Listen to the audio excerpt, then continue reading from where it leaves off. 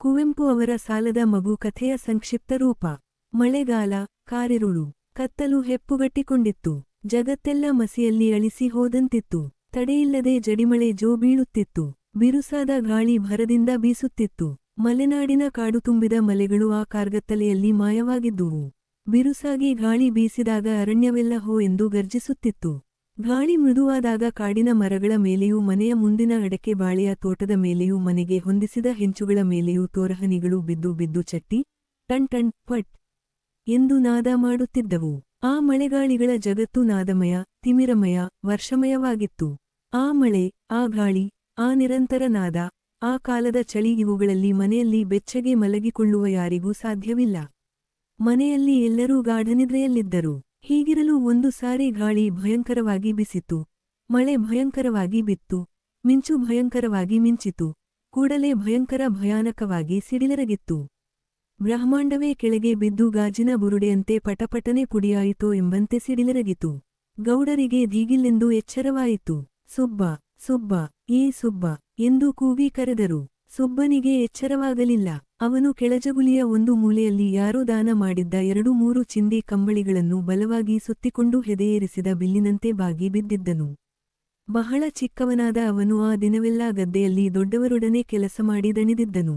ಅನಾಥರಿಗೆ ಪರಮಜನನಿಯಾದ ನಿದ್ರಾದೇವಿಯ ಮಡಿಲಲ್ಲಿ ಆ ಪರದೇಶಿ ಬಾಲಕನು ಮರವಟ್ಟು ಬಿದ್ದಿದ್ದನು. ಗೌಡರಿಗೆ ರೇಗಿತು.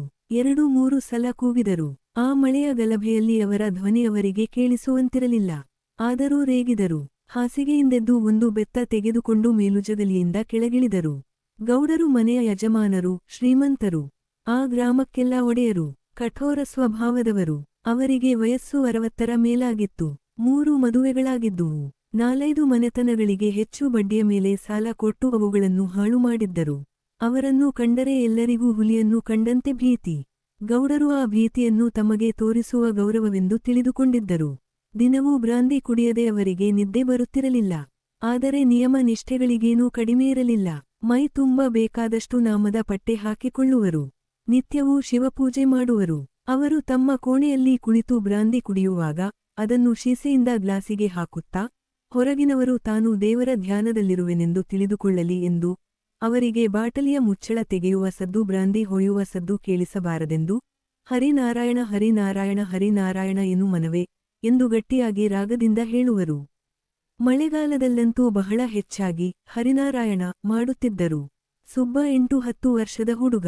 ಅವನ ತಂದೆ ರಂಗ ಗೌಡರ ಒಕ್ಕಲಾಗಿದ್ದನು. ಸುಬ್ಬನ ತಾಯಿ ಮಗನನ್ನು ಹೆತ್ತ 2 ವರ್ಷಗಳಲ್ಲಿಯೇ ತೀರಿಹೋಗಿದ್ದಳು. ರಂಗನು ಮತ್ತೊಂದು ಮದುವೆ ಮಾಡಿಕೊಳ್ಳಬೇಕೆಂದು ಬಹಳ ಪ್ರಯತ್ನಪಟ್ಟನು. ಹೆಣ್ಣು ಕೂಡ ಗೊತ್ತಾಯಿತು. ಆದರೆ ಅದಕ್ಕೆ 300 ರೂಪಾಯಿ ತೆರ ಕೊಡಬೇಕೆಂದು ಹೆಣ್ಣಿನವರು ಕೇಳಿದರು. ಬಡ ರಂಗ ಒಡೆಯರಾದ ಗೌಡರ ಹತ್ತಿರ ಸಾಲ ಕೇಳಿದನು. ಗೌಡರು ಅದಾಗಲೇ ರಂಗನ ಮೇಲೆ ಇದ್ದ 300 ರೂಪಾಯಿಗಳ ಸಾಲವನ್ನು ತೋರಿಸಿ ಇನ್ನು 1 ಕಾಸನ್ನೂ ಕೊಡುವುದಕ್ಕಾಗುವುದಿಲ್ಲ ಎಂದರು. ಹೀಗಾಗಿ ರಂಗನ ಮದುವೆ ನಿಂತಿತು. ಕೆಲ ದಿನಗಳಲ್ಲಿಯೇ ರಂಗನಿಗೆ ರೇಷ್ಮೆ ಕಾಯಿಲೆ ಬಂದು ತೀರಿಹೋದನು. ಗೌಡರು ತಮ್ಮ ಸಾಲಕ್ಕಾಗಿ ಅವನ ಮಗ ಸುಬ್ಬನನ್ನು ಮನೆಯಲ್ಲಿ ಜೀತದಾಳನ್ನಾಗಿ ಮಾಡಿ ಇಟ್ಟುಕೊಂಡು ಅಗಸರು ಕತ್ತೆಗಳ ಮೇಲೆ ಹೊರೆ ಹೊರಿಸುವಂತೆ ಆ ಬಾಲಕನ ಮೇಲೆ ಕೆಲಸಗಳನ್ನು ಹೇರತೊಡಗಿದರು. ಸುಬ್ಬನ ಕೈಲಿ ಆಗಲಿ ಆಗದೆ ಹೋಗಲಿ ಕೆಲಸ ಮಾಡಲೇಬೇಕಿತ್ತು. ಗೌಡರು ಹುಡುಗನಿಗೆ ಬುದ್ಧಿ ಬರಲಿ ಎಂದು ಆಗಾಗ ಹೊಡೆಯುತ್ತಿದ್ದರು. ಸುಬ್ಬನು ದಿನದಿನವೂ ಕೃಶವಾಗುತ್ತಿದ್ದನು. ಅವನಲ್ಲಿಯಾದರೂ ಜ್ವರ ಬಂದು ಮಲಗಿಕೊಂಡರೆ ಗೌಡರು 2 ಗುದ್ದು ಹೇರಿ ಕೆಲಸಕ್ಕೆ ದಬ್ಬುತ್ತಿದ್ದರು. ಆ ಹುಡುಗ ಜ್ವರದ ಚಳಿಯಲ್ಲಿ ನಡುಗುತ್ತಾ ಕೆಲಸಕ್ಕೆ ಹೋಗುವನು. ಕೆಲವು ಸಾರಿ ದೊಡ್ಡವರಾದ ಇತರ ಆಳುಗಳು ಸುಬ್ಬನ ಮೇಲಿನ ಕನಿಕರದಿಂದ ಅವನನ್ನು ಮಲಗಿಕೊಳ್ಳುವಂತೆ ಹೇಳಿ ತಾವೇ ಅವನ ಕೆಲಸವನ್ನೂ ಮಾಡುತ್ತಿದ್ದರು. ಆದರೆ ಗೌಡರು ಬರುವ ಸೂಚನೆ ತಿಳಿದ ಕೂಡಲೇ ಸುಬ್ಬನನ್ನು ಎಚ್ಚರಿಸುವರು. ಅವನು ಜ್ವರದ ಭರದಲ್ಲಿ ತತ್ತರಿಸುತ್ತಾ ಎದ್ದು ಕೆಲಸಕ್ಕೆ ಕೈ ಹಾಕುತ್ತಿದ್ದನು. ಹೀಗೆ ಅನಾಥನು ದಿನದಿನವೂ ಸುಡುಗಾಡಿಗೆ ಸಮೀಪವಾಗುತ್ತಿದ್ದನು. ಗೌಡರು ಕರೆದಾಗ ಸುಬ್ಬ ನಿದ್ದೆ ಮಾಡುತ್ತಿದ್ದುದೇನೋ ಹೌದು. ಆದರೆ ಅನಾರೋಗ್ಯವಿರುವವರಿಗೆ ಕನಸಿಲ್ಲದ ನಿದ್ದೆ ಬರುವುದೇ ದುರ್ಲಭ. ಸುಬ್ಬ ಏನೇನೋ ಕನಸು ಕಾಣುತ್ತಿದ್ದನು. ಜಾಗೃತವಸ್ಥೆಯಲ್ಲಿ ತನಗಿಲ್ಲದ ಸುಖಗಳನ್ನು ಕಂಡುಂಡು ಸವಿಯುತ್ತಿದ್ದನು. ನನಸಿನಲ್ಲಿ ಲಭಿಸದ ಬಯಕೆಗಳು ಕನಸಿನಲ್ಲಿ ಕೈಗೂಡುವುದು ಸ್ವಭಾವ. ಸುಬ್ಬ ಕನಸಿನಲ್ಲಿ ತಂದೆತಾಯಿಯರೊಡನೆ ಒಂದು ಸುಂದರವಾದ ಸೌಧದಲ್ಲಿ ನಲಿಯುತ್ತಿದ್ದನು. ಅಲ್ಲಿ ಬೇಕಾದಷ್ಟು ಉಡುಗೆ ತೊಡುಗೆಗಳನ್ನು ಧರಿಸಿದ್ದನು. ಅಲ್ಲಿ ಅವನು ಕೆಲಸ ಮಾಡಬೇಕಾಗಿಯೇ ಇರಲಿಲ್ಲ. ಕೈಗೆ ಕಾಲಿಗೆ ಆಳುಗಳಿದ್ದರು. ಜೊತೆಗೆ ಆಡಲು ಹುಡುಗರಿದ್ದರು. ವಿಧವಿಧವಾದ ಭಕ್ಷ್ಯಭೋಜ್ಯಗಳು ಅವನು ತಿಂದು ತಿಂದು ಮಿಗುವಷ್ಟಿದ್ದುವು. ಗೌಡರು ಬೆತ್ತದಿಂದ ರಪ್ಪ ರಪ್ಪನೆ ಹೊಡೆದಾಗ ಅವನು ಚೀರಿ ಹಾರಿಬಿದ್ದನು. ಕಣ್ಣೆರೆದು ನೋಡಿದರೆ ಲಾಟಿನ ಬೆಳಕಿನಲ್ಲಿ ಗೌಡರ ರುದ್ರಮೂರ್ತಿ. ಸುಬ್ಬ, ಅಯ್ಯೋ, ದಮ್ಮಯ್ಯ ಎಂದು ಸುತ್ತಿದ್ದ ಕಂಬಳಿಯನ್ನು ಬೇಗಬೇಗನೆ ಬಿಚ್ಚಿಕೊಂಡು ಎದ್ದನು. ಗೌಡರು, ಏನೋ ಕಳ್ಳಮಗ, ಕರೆದರೆ ಸುಳ್ಳು ನಿದ್ದೆ ಮಾಡಿಕೊಂಡು ಮಲಗಿದ್ದೀಯ ಎಂದು ಮತ್ತೊಂದು ಏಟು ಹೊಡೆದರು.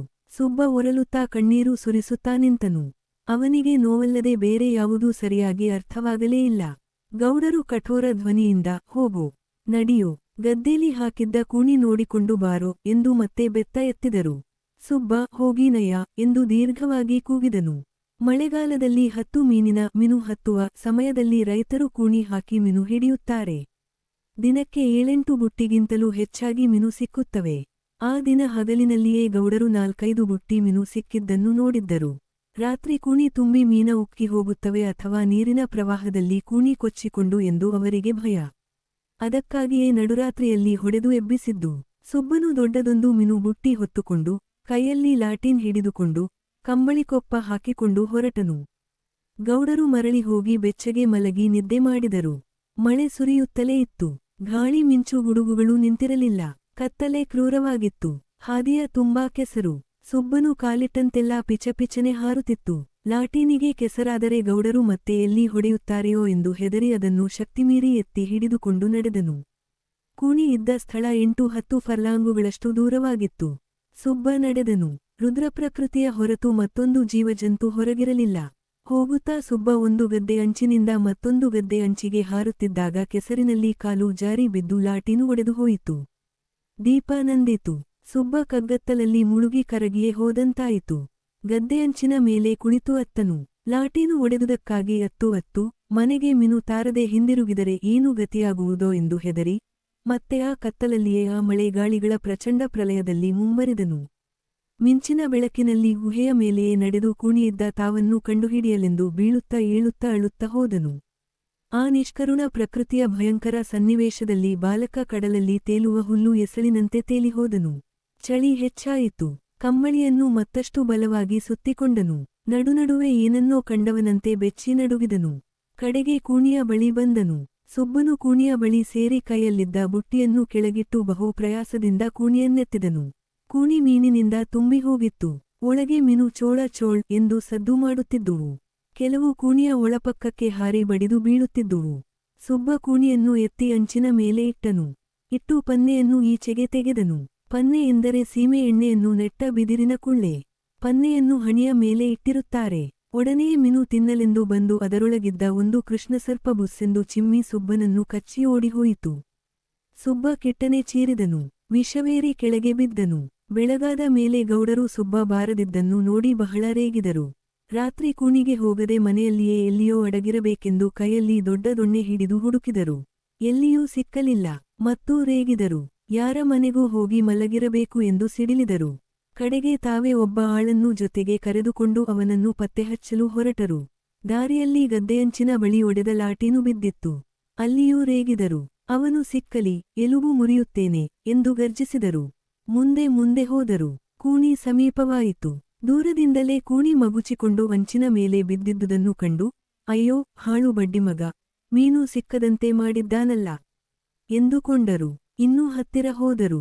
ಸೊಂಟದೆತ್ತರ ಬೆಳೆದ ಗದ್ದೆಯ ಕೇಯ ನಡುವೆ ಕೆಸರು ಮೆತ್ತಿಕೊಂಡು ಸುಬ್ಬ ಬಿದ್ದಿದ್ದನು. ಗೌಡರಿಗೆ ಸ್ವಲ್ಪ ಗಾಬರಿಯಾಯಿತು. ಕರೆದರು. ಓಕೊಳ್ಳಲಿಲ್ಲ, ಏಳಲಿಲ್ಲ, ಅಲುಗಾಡಲಿಲ್ಲ. ಜೊತೆ ಬಂದಿದ್ದ ಆಳಿನ ಕೈಯಲ್ಲಿ ಎತ್ತಲು ಹೇಳಿದರು. ಅವನು ಹೋಗಿ ಎತ್ತಿದನು. ಹೆಣ ನಿಮಿರಿ ನಿಂತಿತು. ಗೌಡರು ಬಹಳ ವ್ಯಸನಪಟ್ಟಕೊಂಡು, ಅಂತೂ 300 ರೂಪಾಯಿ ಮನೆಗೆ ಬಂತು ಎಂದು ನಿಡುಸಿದರು.